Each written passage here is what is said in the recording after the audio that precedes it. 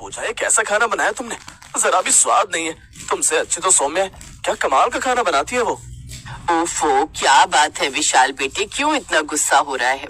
माँ तुमसे मैंने पहले ही कहा था कि इस गवार को ढंग का खाना बनाना सिखा देना, लेकिन नहीं, ऐसे तो वही जाहिलों जैसा खाना बनाना है। जरा खाकर तो देखिए कितना बकवास खाना बनाया है इसने। लेकिन बेटा हमने भी तो यही दाल चावल खाए हैं, हमें तो ये अच्छा लगा, और इसे भी तो मैंने ही खाना बनाना सिखाया है ना। माँ जी पहले इनसे ये पूछिए कि ये सौम्या कौन है। सौम्या मेरे ऑफिस में काम करती है और वो तुम्हारी तरह गवार नहीं है, वो बहुत मॉडर्न है। इतना कहकर विशाल ऑफिस के लिए निकल जाता है।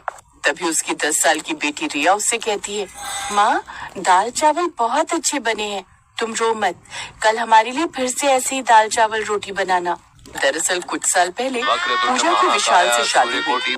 वो गांव की थी, इसलिए विशाल उसे कुछ खास पसंद नहीं करता था। विशाल को शहर की मॉडर्न लड़कियां पसंद थी। शादी के 10 साल बाद उसे अपने ही ऑफिस में काम करने वाली लड़की सौम्या से प्यार हो गया। सौम्या भी उसे पसंद करती थी। विशाल ऑफिस पहुंचा तो, हाय विशाल, क्या हाल है? बहुत बेकार, पता नहीं कब उस गवार पूजा से छुटकारा मिलेगा। तुम्हें पता उसने नाश्ते में दाल चावल रोटी बनाई थी। बताओ भला अब नाश्ते में कौन दाल चावल बनाता है। कोई बात नहीं डार्लिंग, मैं तुम्हारे लिए चीज सैंडविच लेकर आई हूँ, जिसे खाकर तुम्हारा मूड एकदम अच्छा हो जाएगा। और लंच में पास्ता लाई हूँ। अरे वाह, ये तो सुनकर ही मजा आ गया। विशाल बड़े मजे से सैंडविच खाता है और फिर लंच में उसका लाया हुआ पास्ता ही खाता है। शाम को ऑफिस से घर लौटते वक्त सौम्या विशाल से कहती है, वैसे अकेले रह रहकर मैं भी बोर हो गई हूँ विशाल, और तुम भी अपनी पत्नी से परेशान हो चुके हो, तो क्यों ना हम दोनों एक साथ रहें। बात तो तुम्हारी बिल्कुल ठीक है सौम्या। वैसे टिप चाहिए, पैसा लगाना है तो सेंचुरी प्लाई क्लब प्राइम पे लगाओ। डूबेगा नहीं, चलेगा भी नहीं, कोई खा नहीं जाएगा, और मिनिमम 30 साल का रिटर्न देगा। अब इससे बेटर इन्वेस्टमेंट है तो बताओ। सेंचुरी प्लाई क्लब प्राइम, रहो बेफिक्र। भी अब उस घर में जाने का मन नहीं करता। उस दिन के बाद विशाल घर नहीं लौटा। उधर पूजा दरवाजे पर उसकी राह निहार रही थी। काफी देर तक भी जब वो घर नहीं लौटा तो पूजा को उसकी फिक्र सताने लगी। क्या हुआ पूजा बहू, तू परेशान क्यों है? माँ जी वो अभी तक नहीं लौटे, फोन कर रही हूँ तो उठा भी नहीं रहे। तू घबरा मत बहू, मैं अभी उसको फोन करके पूछता हूँ। मनोहर विशाल को फोन करता है। विशाल बेटे क्या बात है, तू अभी तक घर क्यों नहीं आया? यहाँ हम सब परेशान हो रहे हैं। बाबूजी अब आज के बाद मैं कभी नहीं लौटूंगा, कह देना अपनी उस बहू से। मैं सौम्या के साथ खुश हूँ और अब से उसी के साथ रहूंगा। ये तो क्या कह रहा है? बिल्कुल ठीक कह रहा हूँ, मैं अब उस गवार पूजा के साथ नहीं रह सकता। विशाल ने ये कहकर फोन काट दिया। मनोहर माथा पकड़कर वहीं बैठ गया और रोने लगा। फिर उसने सारी बात सबको बताई। बाबूजी अब मैं क्या करूंगी, कहाँ जाऊंगी?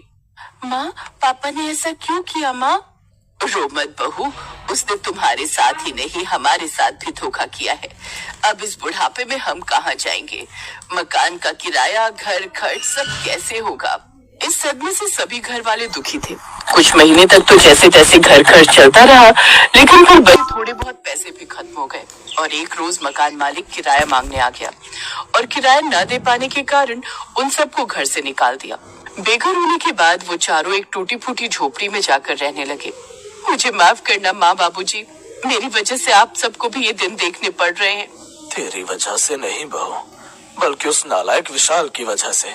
अब जो हो गया सो हो गया, अब हमें ये सोचना होगा कि आगे का गुजारा कैसे चलेगा। वही तो मेरी समझ में भी नहीं आ रहा है माँ जी।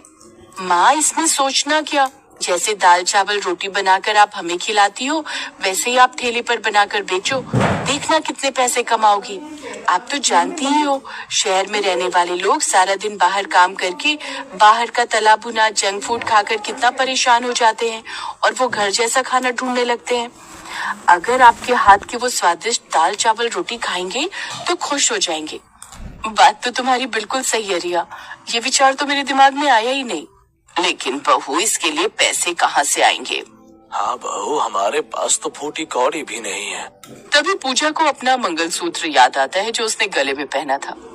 वो गले से उस मंगलसूत्र को निकालती है और उसे सुनार की दुकान पर बेच आती है और उससे दाल चावल रोटी बनाने का सामान खरीदती है। फिर दाल चावल रोटी बनाकर ठेले पर बेचने लगी। पूजा जहाँ ठेला लगाती थी उसके पास ही काफी सारे ऑफिसेस थे, इसलिए उसका काम अच्छा चलने लग गया। अब पूजा गरम गरम रोटी दाल चावल बनाती और रिया सब ग्राहकों को प्लेट में डालकर देती और उनसे पैसे लेती। इधर विशाल भी रोज पास्ता बर्गर चाउमीन खाकर ऊब चुका था।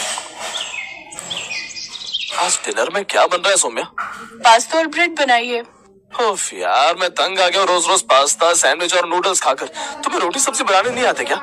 नहीं, और ना ही मुझसे घंटों रसोई में खड़े रहकर रोटियां बेली जाएंगी। रोटी खाने का इतना ही शौक है तो बाहर से मंगवा लो। अगर रोटी बनानी नहीं आती तो दाल चावल ही बना लो। तुमने मुझे क्या अपनी गवार बीवी की तरह समझ रखा है क्या, जो ये सब देशी खाना मुझसे बनाने को कह रहे हो? विशाल परेशान हो जाता है। वो उससे कुछ कह नहीं पाता क्योंकि सौम्या के साथ रहने का फैसला उसी का था। अब वो बिना कुछ खाए भूखे पेट ही सो जाता है। कुछ दिन बाद वो ऑफिस से लौटते हुए अपने घर जाता है, लेकिन वहाँ तो उसे कोई और ही मिलता है। जी यहाँ तो मनोहर जी और उनका परिवार रहता था ना?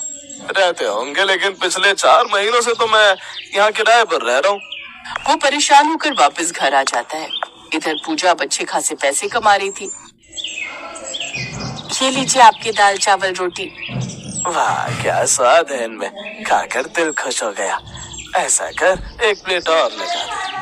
सचमुच रोज जंक फूड खाकर तो मेरा पेट और दिमाग दोनों खराब हो गया था, लेकिन जब से दाल चावल खाने को मिले ना, ऊपर से रोटी भी साथ में, तब से तो घर के खाने की कमी पूरी हो गई है। ऐसे कुछ दिन बीत गए। एक रोज विशाल और उसका दोस्त उस ठेले पर आए जहाँ विशाल पूजा को देख बहुत खुश हुआ और उसने उसे गले से लगा लिया। उसने पूजा से रो रो कर माफी मांगी। मुझे माफ कर दो, मुझसे गलती हो गई जो मैंने ये सब किया।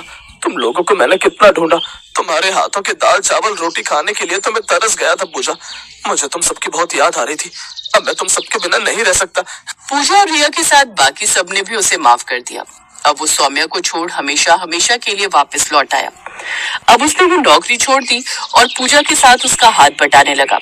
कुछ ही समय में उन्होंने खुद का रेस्टोरेंट खोल लिया और खूब कमाई करने लगे।